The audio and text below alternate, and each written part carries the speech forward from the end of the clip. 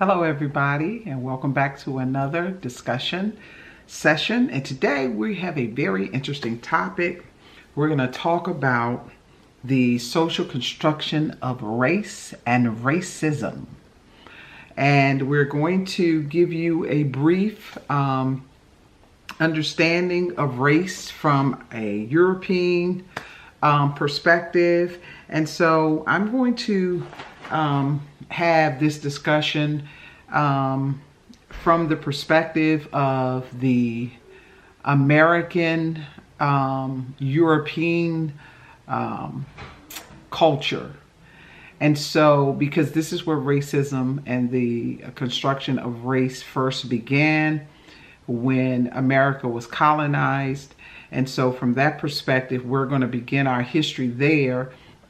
And one of the sociologists that you don't get to hear a lot about in your classroom settings is W.E.B. Du Bois. And W.E.B. Du Bois was one of the first sociologists to even discuss what we call the color lines. And so from that perspective, we're going to go into our discussion and begin the session. So I'm going to begin by reading a few things to you, and then from there we will go into our subject. So one of the things that I am going to discuss, or some of the things that I'm going to discuss, is going to be how we got into associating race with skin tone. We're going to talk about color line. We're going to talk about how important it was to have race and racism to build a political system in America. We're going to talk about racial categories. We're also talking about the measuring the black-white dichotomy, the one-drop rule, self-identity, and the American Census, multiracial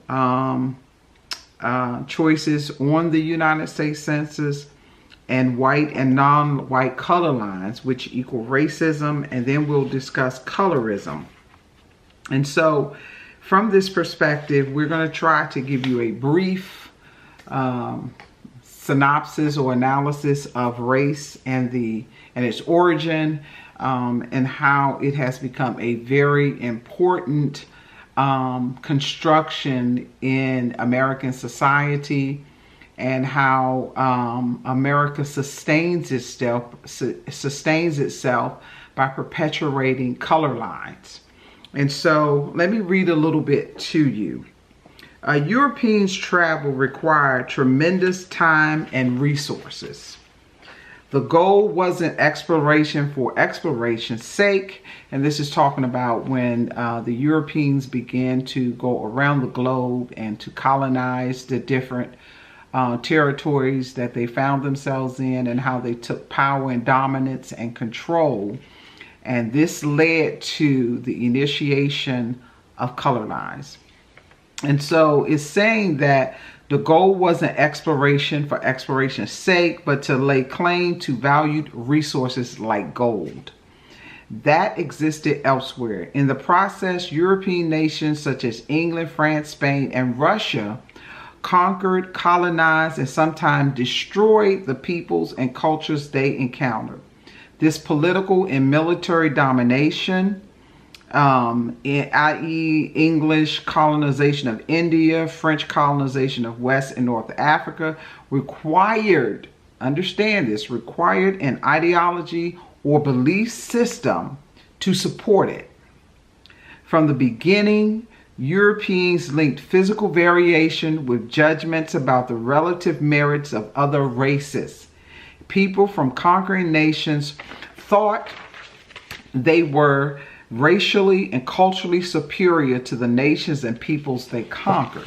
So you can already begin to see how racism is being flushed out into the process of colonization that Europeans use in the territories in which they conquered. And so since then, other countries have justified military conquest, genocide, exploitation, and slavery, with similar racist and xenophobic thinking. But the toxic form of racism that bloomed during the expansion of European power continues to haunt the world today. It was the basis for the concept of race that took root in the United States. And so this begins to show you how in order for the colonizers or the Europeans to go across the globe and to begin to master every other race of people or ethnicity of people, because in academia we choose to use the word ethnicity as opposed to race, because race is a social construct. It's a society or cultural construct that functions for particular societies, but it is not a biological, nor is it a natural phenomena. So racism is something, or race is something that is made. Racism is something you do or a way that you act, you become racist. But race in itself has no biological significance at all. And so we'll see this as we go along.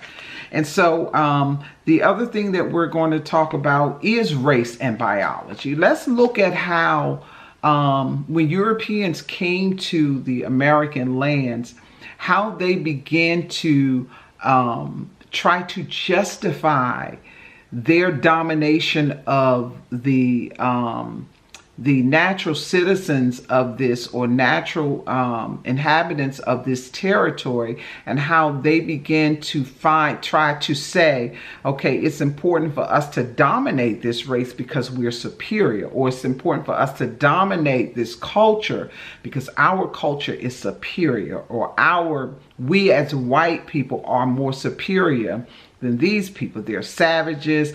We are God-fearing people, which means that we are more civilized, and it is our it is our right as religious people to begin to civilize these people. And the way we do that is by comparing them biologically to us.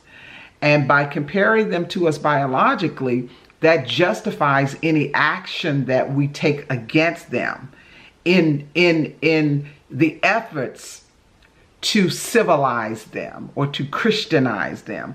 So when we talk about civilizing a people such as the Indians that were here, or the natives that were here, when we talk about Europeans civilizing these people, we're talking about them Christianizing them, or we're talking about them building a quote religious system for them to obtain the power over these people. And so we'll see this as we go along. So I'm just going to pick some spots here and there. I'm not going to read all this to you because we do want to have a discussion, but it's important that I lay this foundation. So when we talk about race and biology, these investigations focus on constructing typologies or taxonomies to classify every person of every race into a category. Some of these typologies were quite elaborate, with numerous races and sub-races. For example, the Caucasian race was often subdivided into Nordics, blonde, fair-skinned Northern Europeans, Mediterranean, dark-haired Southern Europeans, and Alpines, people falling between the first two categories. And so the first time that we begin to see the construction of race is through the white race, where the whites begin to develop subcategories of what it meant to be white. And so if we hadn't even gotten into the darker races at this point in time, so whites were broken down into groups, and this also justifies while there was European slaves, white slaves also. So when we talk about slavery, we can't leave out the fact that there were whites that were slaves to other whites. And so slavery is not just a black thing, even though it became so disparaging and so barbaric and animalistic and inhumane when they began to make a difference between dark and lighter races and the pure and the impure races, as we saw with Hitler. And so we know that race division began around this time when the Europeans began to separate whites from other whites. And so one of the major limitations of these systems of classification is that the dividing lines between the so-called racial groups are arbitrary. There is no clear or definite point where, for example, black skin color stops and white skin color begins. So, a given individual might have a skin color that people associate with one race, the hair texture of a second, the nasal shape of a third, and so forth. So in other words, what they're saying is you can categorize people according to color, but when you get into features and hair colors and eye colors, you're going to see that that's in every color line. It doesn't matter. So you cannot divide races by facial features or by these types of associations because there is no specifics that any particular race owns. There's no specifics as color, eye color, or hair color, or facial structures. All races have some form of another race's hair color, eye color, facial structure, and so forth. And so the differences between the so-called human races are not at all the differences between the same like the differences between elephants and butterflies. It's just not that way. The ambiguous and continuous nature of racial characteristics makes it impossible to establish categories that have clear, non-arbitrary boundaries. Perhaps the most important finding is that genetic variation within the traditional racial groups is greater than the variation between those groups. And that's from the American Sociological Association, 2003. In other words, any two randomly selected members of the black race will probably vary genetically from each other at least as much as they do from a randomly selected member of the white race. So in other words, what they're saying is variations in these racial categories can also be within the races that are being divided. In other words, there's so many different black people. There's so many different white people and Japanese people and Chinese people and Italian people that you cannot divide these people based on colors and variations and the different types of genetic variations because they do not exist in reference to racial lines or color lines. And so this finding refutes traditional non-scientific ideas that racial categories accurately reflects groups of homogeneous people. In other words, the traditional American perception of race as based primarily on skin color has no scientific validity. So the point that we are trying to establish here is that race is not biological, it is not nature. It is nurtured. It is a concept in European societies that had a purpose, a political purpose, a financial purpose, and a domination purpose. And so as we go along, we're going to see that. And so the social construction of race began with the sociologist, W.E.B. Du Bois. And so W.E.B. Du Bois was not just a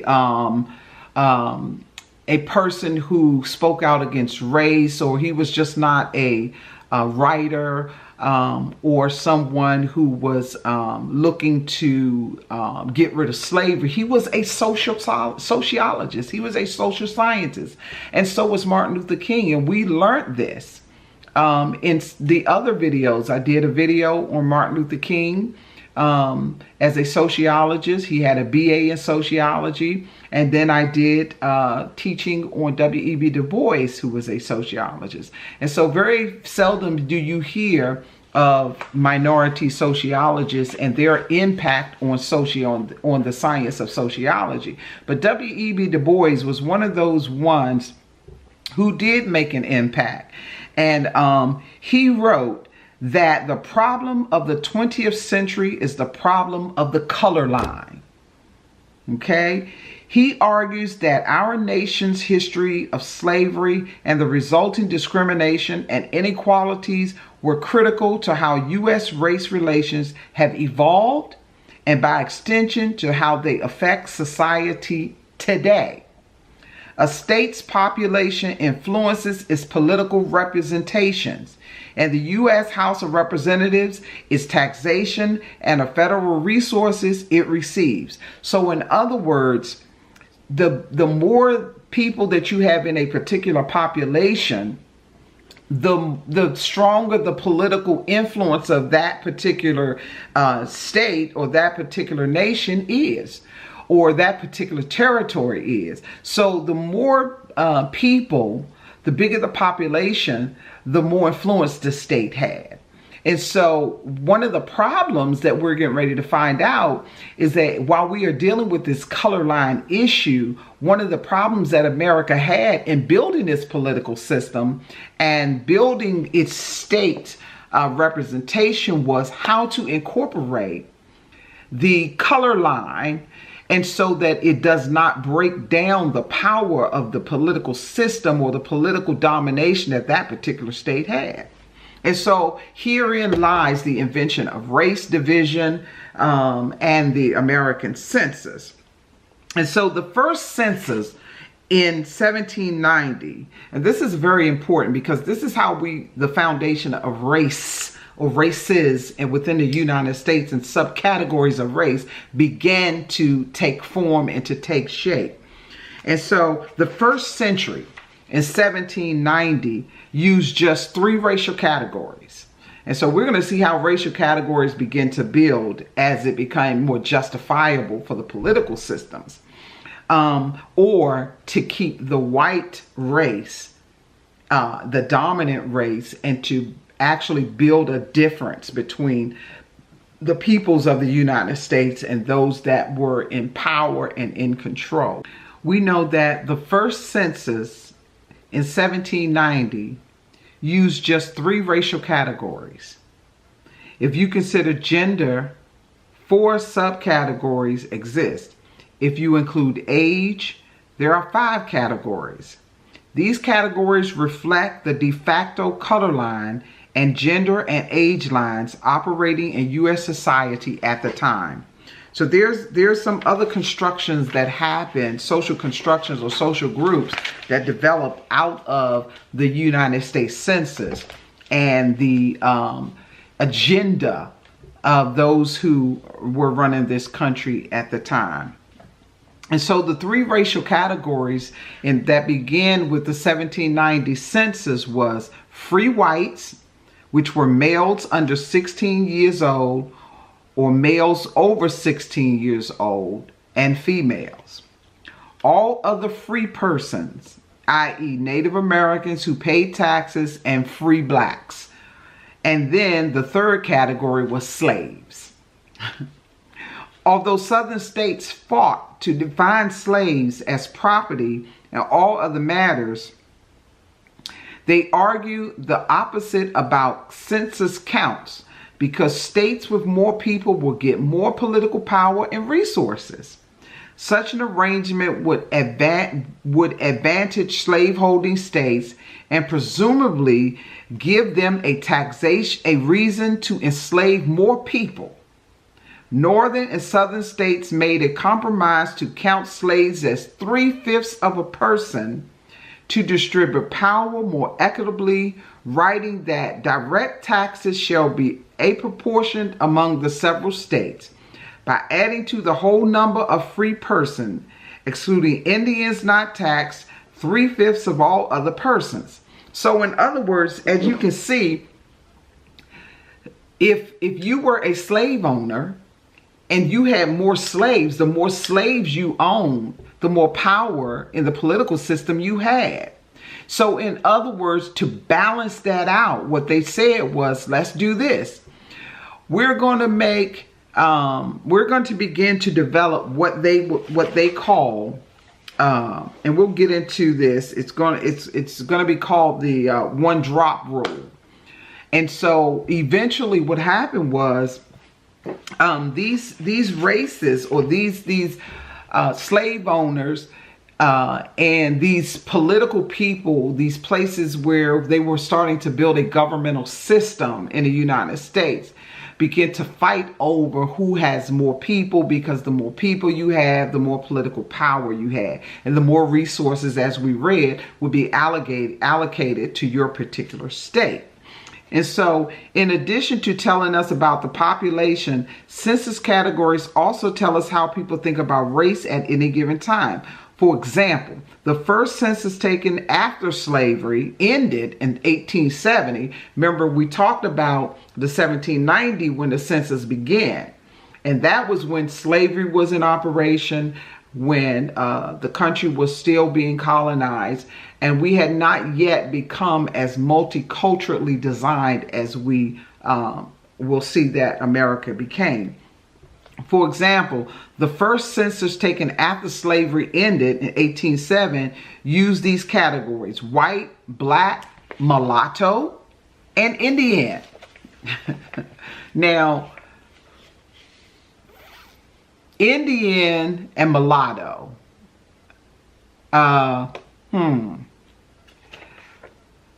You've heard the saying that people always have this issue where they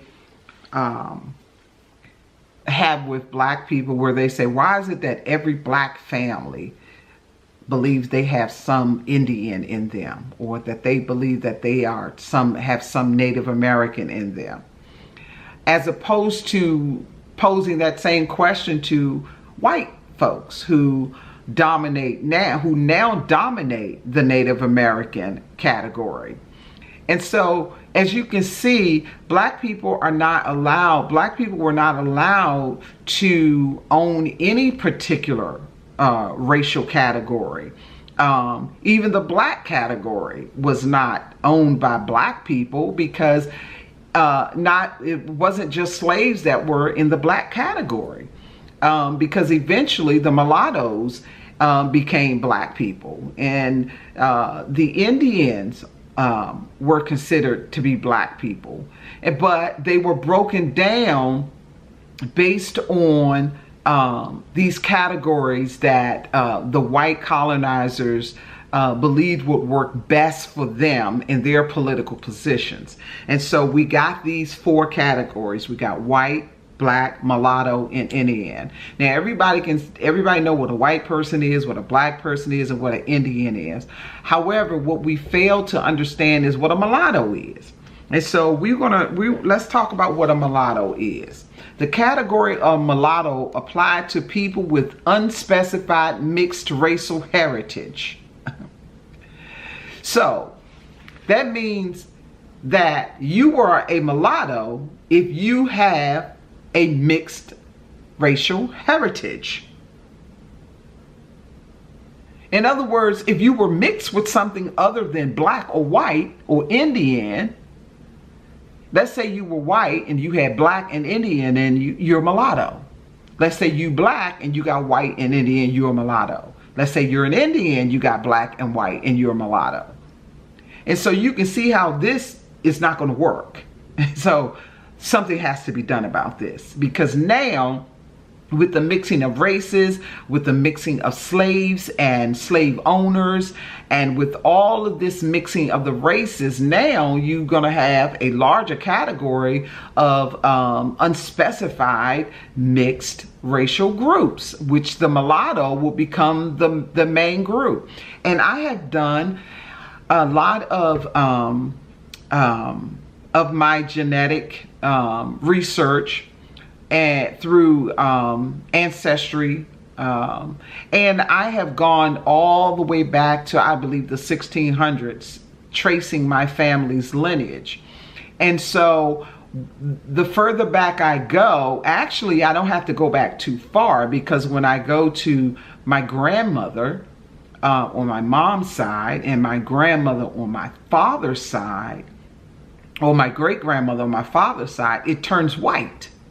So it does not, you can't really trace Black people in general, and I believe this can be applied to other races, can generally not really find their heritage as far as tracing them back to Africa, which every time a Black person does a DNA test or anything like that, or any type of genetic testing through Ancestry or 123.com, you and me, and all these different places, for some reason they're always taken back to Africa.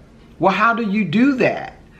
If I have a white grandmother, a white grandfather, and a pure Cherokee Indian grandmother, how do you trace me back to Africa? If on my father's side, if my great grandfather is a Navajo and my grandmother is a poor white woman, how do you trace my heritage back to Cameroon, Africa, or the Congo? So you can see how this can become a problem for people trying to really do a true genetic testing of their color line. And so let's get back to the teaching. Now, by 1890, the categories changed again. And look at this. White, Black, a person, and this is what they mean by Black. Now they're becoming more specific. Black, a person who is more than 3/4 Black. Mulatto, a person that is more than 3/4 Blacks. A mulatto is a person who is 3/8 to 5/8 Black. A quadroon, a quad meaning 4 or 4/4 Black. Octoroons, octa meaning 8, 1/8, or any amount of Black blood. Indian, Chinese, and Japanese. So without giving you definitions, these are the categories, 8 categories. We went from 3 categories to 4 categories to now we have 8 categories. We have white, Black, mulatto, quadroon, octoroons, Indian, Chinese, and Japanese. Now, isn't that interesting? Now, the 2 parts, this is going to be very interesting. The addition of Chinese and Japanese categories reflects Asian immigrations to the United States. The subcategories of quadroon and octoroon illustrates an attempt to precisely measure race along a Black-white dichotomy. So in other words, what they're saying is white and Black are the 2 categories that they're trying to divide. These are the 2 categories that they're trying to show inferior and superiority in. So any other race that migrated to the United States fell within the category of either Black or white. And when it came to Black, there were so many categories, and they began to do percentages as opposed to trying to classify a race name. So they began to do it based on percentage. So that's how you got the quadroon and the octoon, or the octoroons. That's very interesting, isn't it? So even when the Chinese came and the Japanese and the Asian, they reflected the Asian. So you're going to see as we go along that this category begins to narrow itself a little bit more as we go along, because the more categories you have, the more categories you have as opposed to the white category. So we dealing with the mixing of the Black and white dichotomy. So in other words, race in the United States was created to separate whites from all other races, and at the same time show that the white race was superior. And so this is how we're looking at racism and the construction, the social construction of race. And so lawmakers sought to ascertain and exhibit the physical effects upon offspring resulting from the amalgamation of human species and see if the mulattoes, quadroons, and octoroons are disappearing and the race becoming more purely Negro. So in other words, they were beginning to check things out. They were like, wait a minute, are we starting to get more Negroes in this race line? Because are the octoons and the quadroons more Negro than they are white? More Negro than they are Asian or Indian, Chinese, or Japanese? The black race in itself, even though there were subcategories of black, no matter how they did the census, it seemed to grow. And so they had to find a way to continue to narrow it down. And so what they had to deal with was, while the census takers were advised to be particularly careful to distinguish between blacks, mulattoes, quadroons, and octoroons, they were not told how to determine those specific fractions of black blood. You hear what I'm telling you? So mulattoes, quadroons, and octoroons were fractions of black blood. And so, however, Southern states continue efforts to do so by introducing the one-drop rule.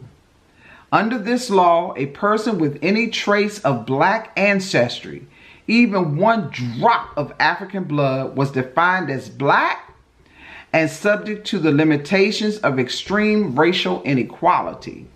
Thus, it rigidly solidified the black-white color line in law and in customs. So do you see what's going on? You see how race is starting to be constructed in American society and how it is being constructed for political purposes, purposes of domination and power, superiority and inferiority, minority, and so and the majority. And so it's all based on a political system. And in one of our previous videos, we talked about political sociology and how politics plays a role in society. And one of the roles is dominance and power. And so based on the class system, which we talked about, that determines also your political affiliations, you know. And so we don't want to get off onto that, but let's keep going further. Whites, black, African American, American, Indian, Alaskan, Native American, Asian, i.e. Chinese, Japanese, Native American, others. The Census Bureau notes that Hispanic origins are not racist, and thus it asks people of Hispanic origin to identify their place of origin, such as Cuba, Puerto Rico, or Mexico. Did you hear that? It's almost a oxymoron, because they're saying that, let me go back up a little bit. The racial categories for African Americans and other groups have changed over the years, mostly notably for African Americans. The Census Bureau continued to add ethnic categories. Now the language is starting to change. First they were racial categories or race categories. And now they are starting to use the word ethnical categories. And so the Census Bureau continues to add ethnic categories as new immigrants have come to our country that for now fall under one of these primary categories. And these are the new categories we're dealing with today. Indian, American, American Indian, Alaskan, Native, Asian, and that's it. Now let's move on a little further. The Census Bureau notes that Hispanic origins are not racist. In other words, if you are Hispanic, you can come from Cuba, Puerto Rico, or Mexico. So they're saying in order for us not to continually divide the Hispanic ethnicity based on where they come from, we're going to leave it as one particular category. And if you come from one of these categories that are under Asian, then you are considered to be Asian if you come from Cuba, Puerto Rico, or Mexico. It depends on your place of origin. So you can say where you came from, but you still remain Asian. So the census has changed in other ways too. Now we're in 1960. Remember, we began in 1790 when the first census was constructed. Now we're in the 1960s.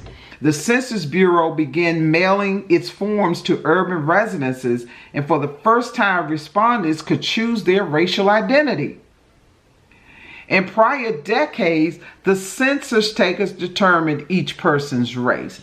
And if you've done any type of research through Ancestry or any of the Ancestry websites, you will find that when you look at the census records, on one census record, you could have family members that are black, and then on another census record, you could have family members that were white, and on another census record, you can have family members that were mulatto. And you can also see on some census where they crossed out black and wrote mulatto, or they crossed out mulatto and made every person on that census black.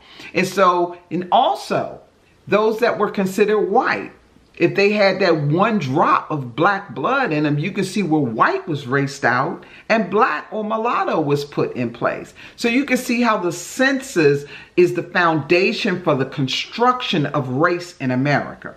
And so this is very important for us to understand.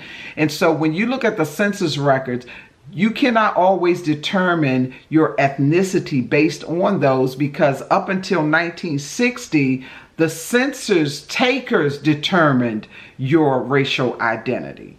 And so depending on who that census takers was, it was at their discretion to determine what your racial identity was. So we can't always depend on those census records that we find on these websites, because they don't always determine the true ethnicity of our loved ones.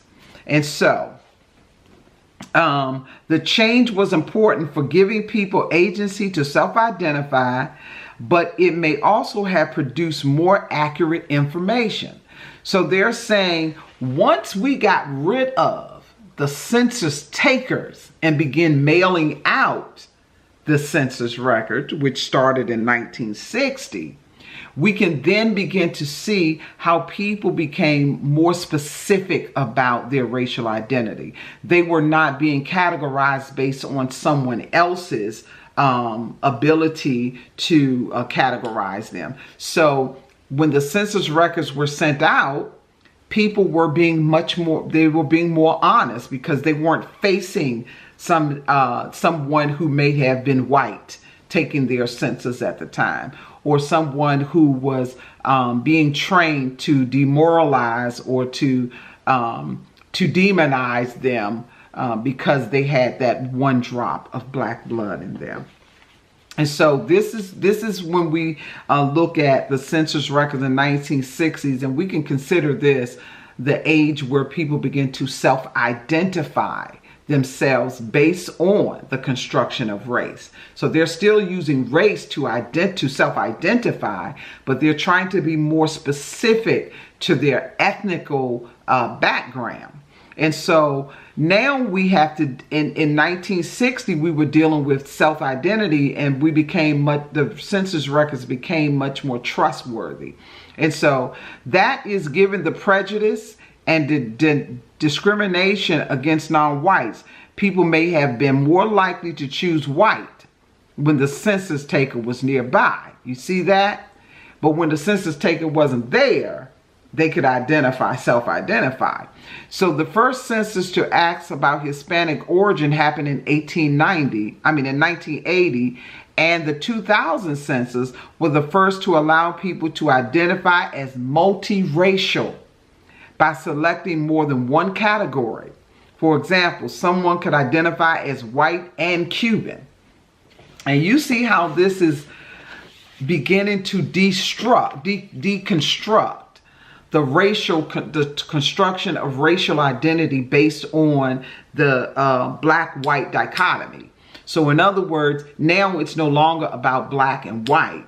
and trying to identify and keep the white race as more superior, and also to influence the political system, because now we have categories that can actually take a much more prominent role in society and in a political system, because now we have people self-identifying and they're not always saying that they're white, because there's now no privilege or no pressure or no strain to check the box of being black or white.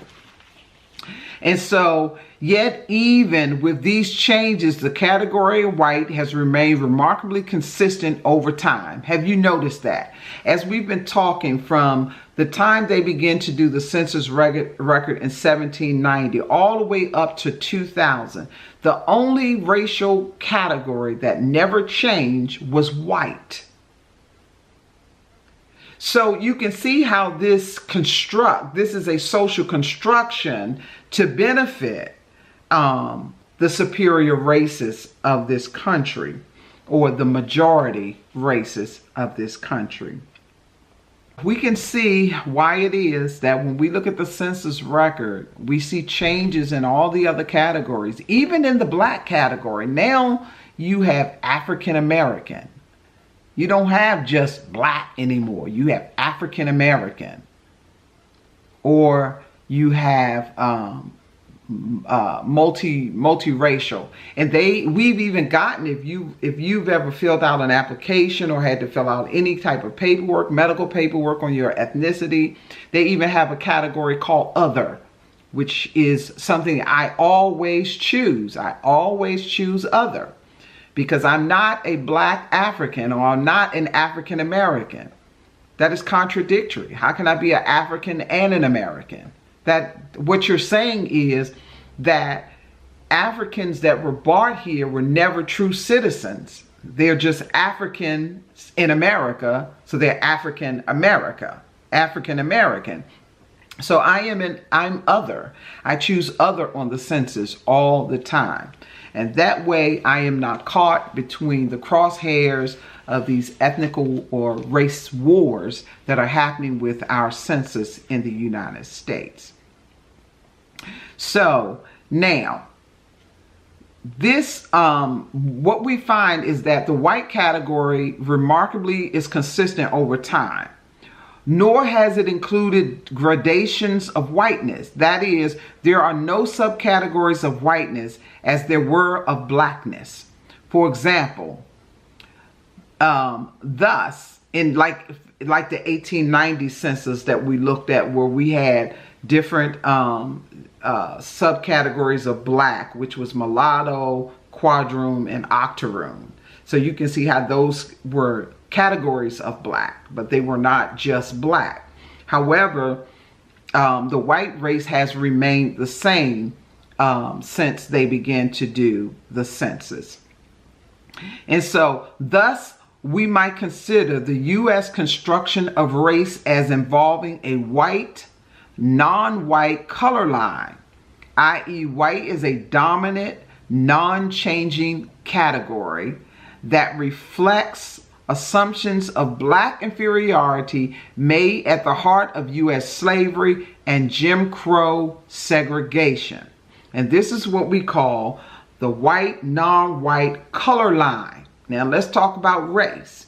Despite its scientific uselessness, the idea of race continues to shape intergroup relations in the United States and around the world. Race, along with gender, is one of the first things people notice about one another, because race is still a significant way of differentiating people. It continues to be socially important. So now what we're looking at is, for example, people within groups and outside of them may treat light-skinned African Americans better than dark African Americans. They call this the color line, or colorism. Such discrimination reflects the dominant racial hierarchy that preferences lighter skin tone and presumed European facial features and body types. So how does the idea of race remain relevant today? So you can see through this very short teaching, because there are books written on this topic, especially as a sociologist.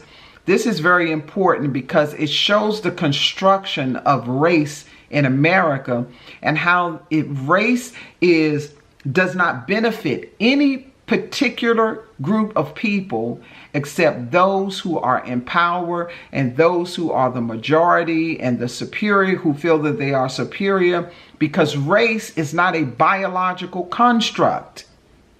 It is a socially societal construct. And you can see that it has infested itself across the globe, because now we have all countries using race as an excuse for genocide, for slavery, for minorities, for degrading people, and for treating people badly. And religion, racism, religion, gender, age, all of these things are socially constructed so that they can benefit the dominating power systems in these societies. And in America, we know that our political system is dominated by race.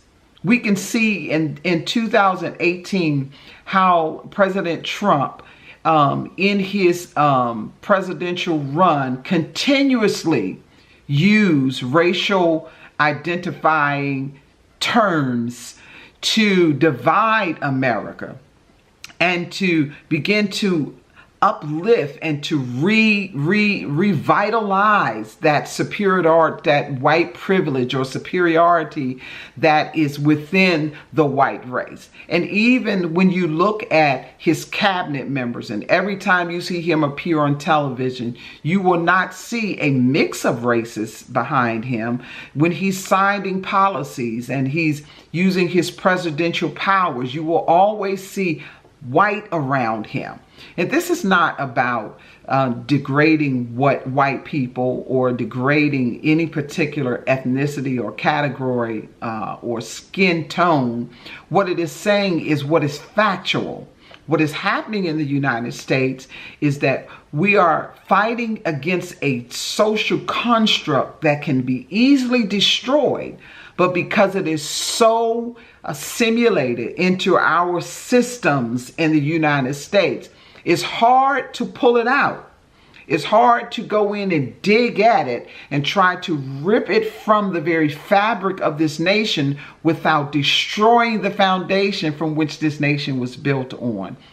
And so when we look at race and we look at it from a perspective of biology and skin tones and colors, we can no longer judge people and say that someone is of a particular race, because that no longer applies once you understand what race is and how race has developed in this country. And so race became a major thing. If you go back to when slavery started, which was at the very beginning of the colonization of this country or of this territory, we can see that racism began immediately. It was an immediate construct on which this nation was built. And so we get into, that's how come when we get into the immigrant issue here, we find ourselves struggling with why a nation that has such a terrible history of racism, not racial division, but racism. And they get into that when it comes down to describing how immigrants will infect this country. And so if you're not familiar with certain terms and terminology, you won't understand what a lot of your political constituents or your political people are saying when they use the word immigrant or illegal immigrant, or they're calling them criminals. Because remember, when the Clintons were in office, they used terms like that when they when they wrote the law in for the three strikes law. We had under Bill Clinton more black people or more dark-skinned people imprisoned under the 3 strike rules than in the entire history of this country. And so we have to understand that race is not biological. They say social construct, a European construct that is in the very fabric of this country. Let's talk a little bit how the idea of race remains relevant. Because of the way they developed, Western concepts of race have a social as well as biological dimension. Sociologists consider race a social construction whose meaning has been created and sustained not by science, but by historical, social, economic, and political processes. Did you see that? And this is why we were talking about it's hard to pull race out of the conversation or out of the American conversation, because it's embedded in so many of our systems. We can see that racism is perpetuated for a purpose. It's not just something that has been constructed and can be easily dissolved. And so we look at racism or race in this country and we see how it divides us, but what we don't understand is that race differences is the foundation on which this country was built. And when you destroy the foundation, what happens is you destroy the very construction of of what's built on that foundation. And so, as we said, race in this country is sustained by science, by historical, social, economic, and political processes.